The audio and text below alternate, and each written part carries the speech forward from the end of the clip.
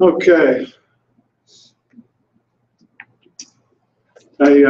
Richard Lamb's a seminary professor of Evangelical Seminary. He recently said that the evangelical community is squeamish about talking about sex, and that we need to get over that. So guess what? That's what we're going to talk about. We're going to talk about sex. We're not going to talk about it in a lurid type of way, but that's what we're talking about when we talk about ISIS. In preparation for this, there was, it happened to be in the news this week, this may have been last week, there was a sex slave that escaped ISIS, and because of the, what they've done is they've enslaved a bunch of young girls and put them into sex slavery, and then their warriors end up getting, promises of these virgins or young gals to be their sex slaves. One of them escaped. Well, one of them ended up killing a big leader in ISIS. But what they have said, these ladies that have come out of sex slavery, is that a lot of times these ISIS warriors will pray before they have sex with the gals. They think that they're doing a service to God in raping these young ladies. That's graphic. It's really bad. It shows kind of the power of the sex drive and how the sex drive can actually pervert the thinking of somebody, and so that they end up thinking that they're doing a service to God when they're accomplishing this. There used to be the temple prostitutes, back in Greek and Roman times, that would hang out at the temples, and then that was part of their worship service. I'm not saying that Sodom is that these guys thought that they were doing something that was a service to God at all, but whenever we talk about Sodom and Gomorrah in the culture, especially in the Christian culture, we know that culturally this has meaning. And what it means is fire and brimstone. That's what usually is associated with Sodom and Gomorrah, and the judgment of God that comes on a city or cities because of the sin of the people, because of the gross wickedness.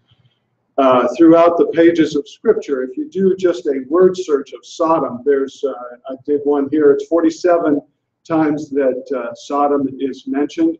Very few of those times is Sodom mentioned as a place where they go. In Genesis, it's actually mentioned as a place where, somebody ended up being from Sodom or going to Sodom in a neutral way. But by and large, the vast majority of the times that happens to be mentioned is in some sort of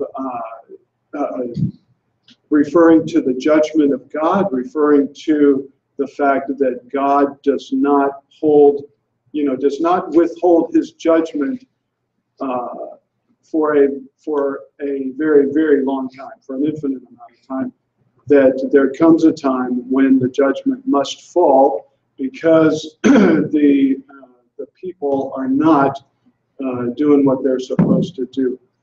So Billy Graham at one point in his, back in 1993, and this was a statement that he's made several times since then, if God doesn't judge America, that he's going to owe Sodom and Gomorrah an apology. That, again, gives us that cultural reference to what happens to a city or to a place that ends up abandoning God. We know that Lot is a righteous man. We know that from the interpretation that comes from, I didn't give out, where are we?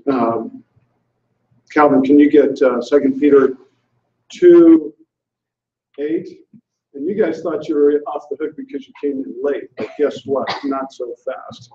Okay, Genesis 13:12, and Peter Genesis 14:12, and Yulia, Genesis 19:1.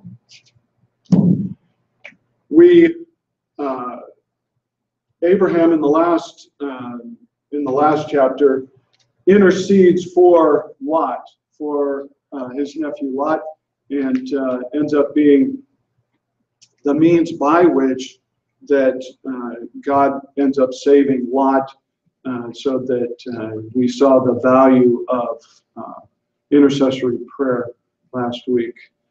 But the character of Lot himself is assessed by, first off, by 2 Peter 2:8. What does that say, Colin? Okay. Picking it up in the middle, yeah, that's fine. For as that righteous man lived among them day after day, he was tormenting his righteous soul over their lawless deeds that he saw and heard. Okay. Lot, a righteous man living in Sodom, witnessing to the people of Sodom day in, day out, was vexed, I think the King James says, vexed in his soul by what he saw day in and day out, even though he was trying to resist the flow. But there's also this progression in the mind of Lot that goes, he has a certain orientation. We find out that when Abraham goes to him and says, where do you want to go? He goes to the well-watered plain. He looks with his eyes. He goes down and ends up doing, in Genesis 13:12, it says Abram settled in the land of Canaan, while Lot settled in the cities of the valley and moved his tents as far as Sodom. Okay. Other translations will say he pitched his tent towards Sodom. Okay. And we're down there in the plain. We're pitching the tent towards Sodom. And then we find in Genesis 14:12 that they also took Lot, the son of Abram's brother, who was dwelling in Sodom, and his possessions, and went their way. Okay, so he went into Sodom, and then we find in Genesis 19:1. The two angels came to Sodom in the evening, and Lot was sitting in the gate of Sodom. When Lot saw them, he rose to meet them and bowed himself with his face to the earth. Okay, this sitting in the gate is a place of influence, of authority. The elders sit in the gate. The elders of the city would execute judgment for the city, but this is also a place of commerce. And this is also, as we see here from our example, this is the place where people come in. The gate represents that protection inside of the gate from the wild animals, from invaders, from guys outside of the gate, and so then the gate becomes an important place. We don't have assessed for us the reason why Lot happens to be in the gate, but we do acknowledge that Lot is in some position of authority in the city of Sodom, and yet we also see that kind of progression, that migration towards the things of Sodom. And so that's who Lot is. That's what we've seen of Lot demonstrated in the pages of Scripture so far. Okay, then the two angels come down. The fact that Lot sees these angels, he rose up to meet them and he bowed down himself to them. You could easily say that he is acknowledging them as strangers. He's going to give them, hospitality, and that there is that holding up of hospitality to these strangers that are coming into the city, that he wants to invite them in. It's also possible, a possible interpretation, that this bowing himself to the ground before these two angels that look like men, that he recognizes something different about these guys, and that's a possibility. His instruction to the angels, please turn aside to your servant's house, probably recognizes what the people of Sodom, the men of Sodom, are going to want to do, and come into my place here. So he invites them in, and he extends that right hand of fellowship. I mentioned last week or a couple of weeks ago about being in the middle of Sudan, and the people. A Muslim culture comes out, and we're stuck in the middle of Sudan, in the desert out there, and a couple of guys come out and hang out with us for, we go, I didn't even see that city that was on the horizon, but they saw us, and they sent a couple of guys out to exercise hospitality. So in that culture at that time, and even to this day, hospitality is held up in very high regard. So then Lot wants to extend that hospitality. He wants to take care of these angels. He wants to give them a feast. And he makes them a feast, and he bakes unleavened bread. This is the first time that we see the mention of unleavened or leaven in the Bible. Leaven is normally associated with sin, and the unleavened bread then would be, possibly a symbol of the purity that goes with a lack of sin, or not. That doesn't really say. We don't really have enough context here to be able to understand that. But it is interesting that in terms of the law, first mention of the Bible, that this is that first mention of unleavened bread in a very wicked culture and very wicked city. Okay, so the angels want to go to the square. Lot presses them and says, no, come over to my place, be at my place. I don't want you to have to hang out there. He knows what has happened in the past. And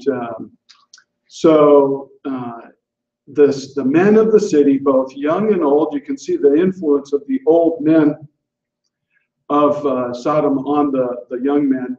All the people to the last man surrounded the house. This is, they're going to lay siege. This is like kind of battle terminology, that they're surrounding this house, and they're going to lay siege to it. When I think about one of these old homes, I don't think about something that is going to endure the whole city coming out. I think about, mud walls and that kind of stuff. And yet we know that they had the technology to build the Tower of Babel, that they can bake these bricks. It's not outside of the realm of something that is in possibility. Archaeological finds have found that the doors of that time that opened, that they were strong enough to be able to hold, just like the gate of the city, that they could protect the house as well. So it's not like that somehow that they could just bang the door, much in the Three Little Pigs. But this is a well-built house, obviously, and they're going to be safe inside. So young and old, Lot calls to them. They called a lot. Where are these men that we want to have sex with them? Didn't really agree with Calvin in this particular section. I think that it's fairly obvious what these men want to do. It is something that is not hidden. It is not something that is, done behind closed doors. So in the degradation of a society, we find that I missed some of my scriptures. Okay, Jude 7. What does Jude 7 say about Sodom? We read this last time. So, as Sodom and Gomorrah and the cities around them, in a similar manner to these, having given themselves over to sexual immorality and gone after strange flesh, are set forth as an example, suffering the vengeance of eternal fire. Okay, thank you. That's what is going to happen with Sodom. And you asked the question, Jeremiah, last week about, the judgment of the Lord. The Lord is long-suffering, especially to his people, but there's a limit. And how's that going to end up being exercised? I can't say, but we have this example. We also have the example of the sin itself, the sin that is not hidden. It's out in the open, and it's not only out in the open. It is forceful. There's a vengeance. There's a lack of shame, something that the culture does not understand. There's a lack of wanting to hide this. They want to flaunt that. So now we got to turn back. We got to go to Romans and understand what happens with people that give themselves over to that sin. So 18 through 27, if you don't mind, Pete. For the wrath of God is revealed from heaven against all ungodliness and unrighteousness of men, who by their unrighteousness suppress the truth. For what is known about God is plain to them, because God has shown it to them. For his invisible attributes, namely his eternal power and divine nature, have been clearly perceived ever since the creation of the world and the things that have been made, so they are without excuse. For although they knew God, they did not honor him as God or give thanks to him, but they became futile in their thinking, and their foolish hearts were darkened. Claiming to be wise, they became fools, and exchanged the glory of the immortal God for images resembling mortal man, and birds, and animals, and reptiles. Therefore God gave them up in the lust of their hearts to impurity, to the dishonoring of their bodies among themselves, because they exchanged the truth about God for a lie, and worshipped and served the creature rather than the Creator, who is blessed forever. Amen. For this reason God gave them up to the two dishonorable passions, for their women exchanged natural relations for those that are contrary to nature. And the men likewise gave up natural relations with women and were consumed with passion for one another, men committing shameless acts with men and receiving in themselves the due penalty for their error. Okay, what the heck? Let's just go ahead and read the rest of the chapter. And since they did not see fit to acknowledge God, God gave them up to a debased mind to do what ought not to be done. They were filled with all manner of unrighteousness, evil, covetousness, malice. Therefore, envy, murder, strife, deceit, maliciousness. They are gossips, slanderers, haters of God, insolent, haughty, boastful, inventors of evil, disobedient to parents, foolish, faithless, heartless, ruthless. Though they know God's decree that those who practice such things deserve to die, they not only do them, but give approval to those who practice them. That is what happens, saints, to the people that give themselves over to that sin. You can see that there's an affront to God, and then that downward spiral that their thinking is influenced, and then they give themselves over to idols, and then they give themselves over to sexual immorality, and then that vengeance and that anger and that just total violence that comes against the anything that represents anything that is good. You'll note in our text that there's the statement that they said, who's made you judge? They say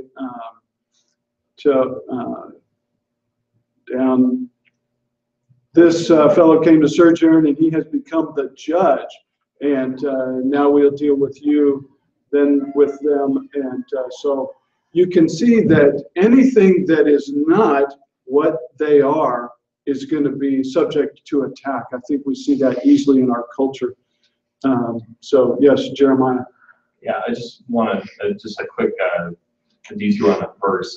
The thing that stood out to me is it lists being disobedient to parents in the middle of like strife and envy and all these things. It really seems like an odd thing to include in that list of these horrible things that they're doing, and they're also disobedient to parents. Yeah. I'm just curious if you could comment on that a little bit. In the Old Testament, do you know what the punishment was for somebody who was a son or a daughter that was disobedient to a parent? Stoned. They get stoned. Not like they do in the modern day, but they get put to death. Now, I don't. Maybe Noah knows, I had heard that there wasn't any recorded stonings as a result of disobedience, but imagine saying that. Imagine teaching the kids that, son, that in the Old Testament they used to stone guys for this, or the Levitical law said to stone disobedient kids.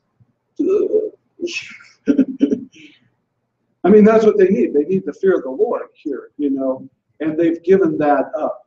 And so in it, a bit of contrast here between Lot. Lot possibly sees the specialness of these men and the other people because of their lust, because of their greed, their anger, their ferociousness. Then they can't distinguish anything, you know. So no. I think you there are summing up sort of Paul's list in Romans 1. It's sins that are so lawless that they violate the natural order of things. So children rebelling against their parents, you know, is in Paul's standards so lawless, so rebellious, so hard-hearted that is in fact unnatural. Yeah. On par with sexual immorality of this kind, homosexuality. Yeah. On par with creating dissensions and divisions within a community, such that you can't survive. Right.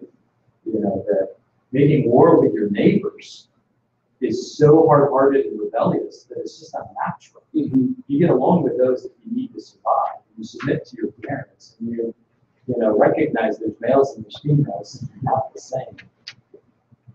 That's, I think, the thrust of Paul's list. Yeah.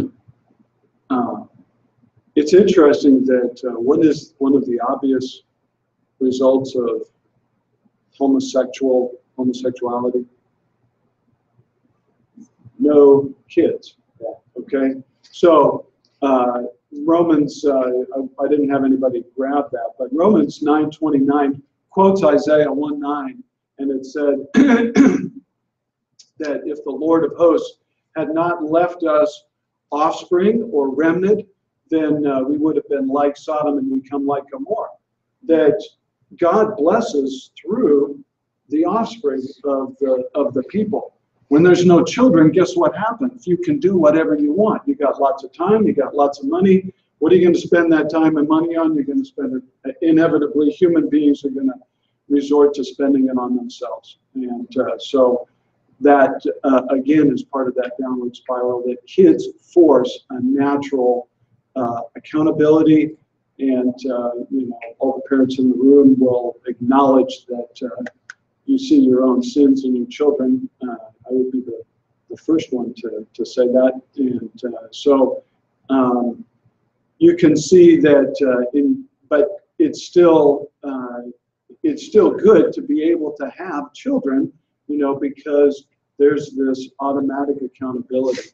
So let's be careful not to draw the lines too closely for those who can't have kids or are not, that's not inherently going to make you selfish if you're not able or can't have children. Is that correct?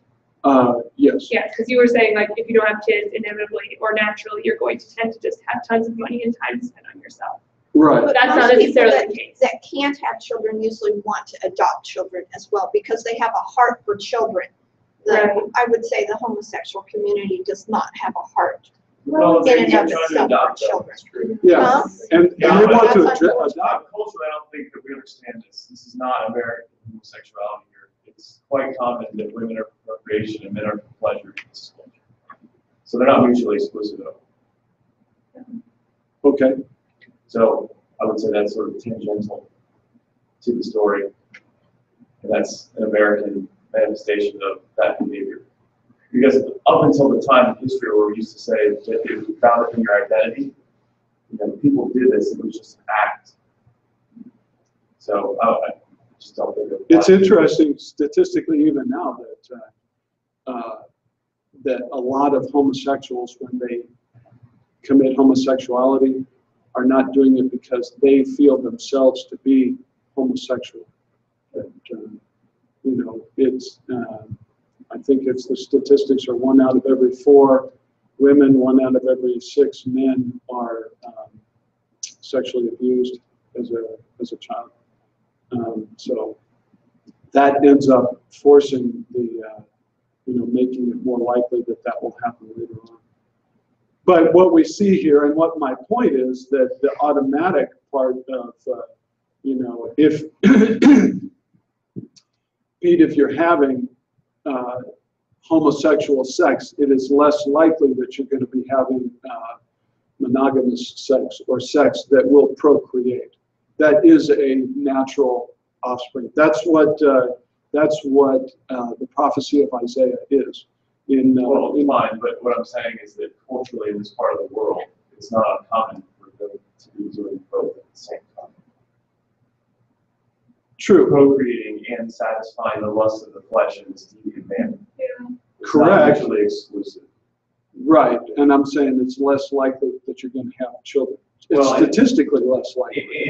In the tribal culture, you're still going to have children because you have to do that to continue the clan or the tribe or whatever.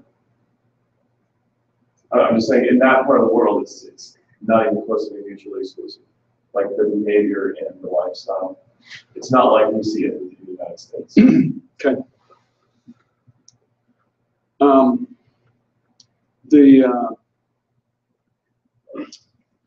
We see that downward spiral that goes with the sin of homosexuality, and we see how it affects the thinking. We see that it ends up perverting the thinking. We even know that from our own references in our culture that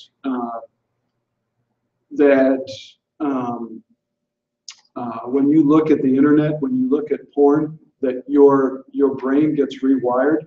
It gets rewired to an image. It gets rewired to objectify what it sees.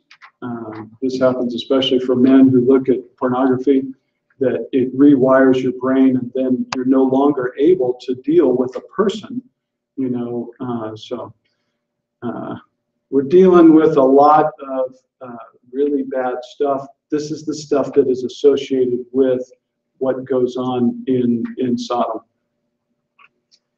I'm going to maybe go a different route with this, and you can obviously respond, but I think that we go and we import our modern sort of abhorrence to the practice that is certainly alluded to here very strongly. And yet the real sin here is the juxtaposition between Lot's extending hospitality and safety, and everybody else in that city wanted to do the exact opposite. Except to his daughters. Lot didn't care about his daughters. Well, no, but see, that's where we would say that, yes, but it was more important to protect your guest than to protect your family, and that's where he's going with that. And that's, in that culture, that was an honorable thing to do. Now, we can debate the merits of that, certainly, but that seems to me to be really where the description of Lot being a righteous man, and what we question that certainly from a modern standpoint, but then chapter 18, where Abraham is bargaining with God over 10 righteous men, the text is saying in its narrative, there aren't 10 righteous men. The entire town wanted to do this evil thing. Mm-hmm. So textually, although we can certainly extrapolate some of these things, and the rest of the Bible talks about it, certainly. But what's going on here is a juxtaposition between a righteous man who's trying to protect strangers, be they angels or not, and the town that wants to do something very evil with them.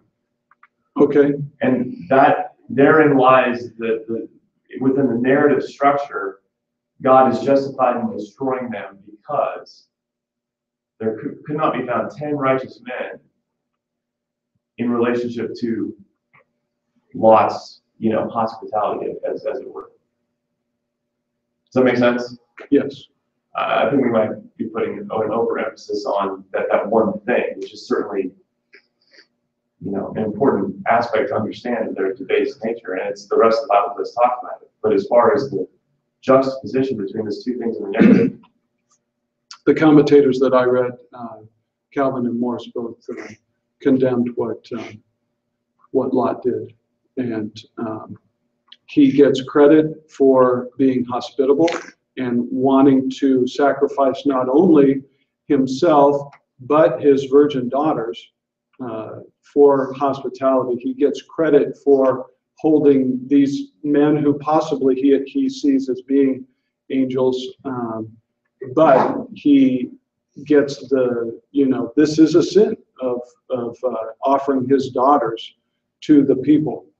Whether he knew that they would not want his daughters or not, they chose the men, young and old, of Sodom ended up choosing to do something very wicked rather than going after virgin daughters. So, you mean, that's just bizarre how consumed they are with their lust and their passion to go after these daughters. So, But he's still living there. I mean, that's another statement, right? I mean, why is he still there? So, like, he knows this is kind of what's going on before this particular incident that's recorded. So why is he still there? I mean, you can make that argument. You know, again, you see his response later on in the chapter. You know, oh, please let me go to this other town. I don't want to go to the mountains. You know, he's obviously been seduced by the whole, agreed. the wealth and all this other kind of stuff. Yeah. You know, you can make the argument that he's in the gate and he hasn't been influenced because he had a lot of wealth, not because they respected him, right? I mean, and you can see He obviously has no influence when it comes to trying to restrain right. them. And so he's blind to the fact that he's been sucked into this, and he knows, but he won't leave. right. So, I mean, you can say the sin that was committed was to not to flee immorality on his part and to remove his family from that altogether. Agreed. And yet he still exercises some influence, the fact that he still has virgin daughters in this, very vile city. But He was, the reason they were he has pledged to be virgin married, daughters so is- that he's continuing to have, he's trying to extend the family as God would have designed it. So, but still, it's kind of like, why are you still there? It's interesting when they flee, the husbands don't bother to come. I mean, that's also interesting that, these virgins are betrothed to other people, right? Aren't they the same two that then follow them out of the city? And There's, according to There's a Morris's calculation, he's got 2 unmarried daughters, 2 married daughters who have husbands. Those are the ones that he goes and thinks that he's laughing. I mean, that he's jesting. And then he's got 2 sons. And then, so the So that total word math of betrothed that works is the into being 10 righteous. That's how Morris came up with that. but it seems, It's an interesting speculation, but like Noah said, there's a debate. it seems Just like all of it. there's an interesting tendency where the people targeted him kind of knowing that he didn't agree with this practice, and that was kind of an end all to be all. We're going to make an issue out of this because we know he's going to say no, Mhm. and to kind of try to force that. It seems like that there was a collective going after that, where Lot was almost calling their bluff by offering those virgin daughters, knowing that they just wanted to prove a point, to him. Yeah, that's part of the debate as well. I mean, He it's not could have just one offered it debate, to him but- knowing that they wouldn't do that, But I mean, doubtful, but, still there is kind of this, they were definitely going after one thing to try to force an issue that they knew he didn't want to accept. Yeah. Um, Jeannie? Oh, I forget what I was gonna say. Okay. Well, I know. No wonder they were virgins, because the men of the city didn't want girls, they wanted men, Right. which is- We'll pick up that discussion next week and continue with this. Sorry we didn't get to the discussion of angels. Actually, the angels and destruction will be part and parcel with what actually ends up happening as they rain down fire and brimstone. So stay tuned. Hey, More- just more one comment about fireworks. that Billy Graham quote, which, I know Billy Graham and all they were, but, to apologize to, Sodom and Gomorrah. I mean, we're talking about 10 people here. I know. And there's not So to 10. make that comparison to me is somewhat laughable to a certain extent. Well, we're taking the statement out of context. That's it my can be- point. I'm going back to the text and the statement of why is it there? Why is it juxtaposed like this? It's very intentional. So to say that is sort of, for him to say that would be like, there aren't 10 righteous people in America. Or name your conglomerate that you want to. I mean, that's essentially what you would be saying if you were to extend it. mean, I get the point, but it's pretty important that that's, you know, I know you talked about this last week. The audacity of Abraham, first of all, to argue with God, essentially talk him down. Yeah. And in the text we read today is immediately on the heels of that. It's very critical that we read those two together because that is the point the author is trying to make. That's true. That's good. Well, like Abraham assumed that there would be 10 righteous people there. Whether or not the numbers are correct, he was content with leaving it at 10. There was only one. There's only one. And what God did was bring that one and his family out. So that's also a key point here. You know, that God takes care of his people. So Yeah, just wait till we get to verse 30. I can't wait. Okay, let's pray. Heavenly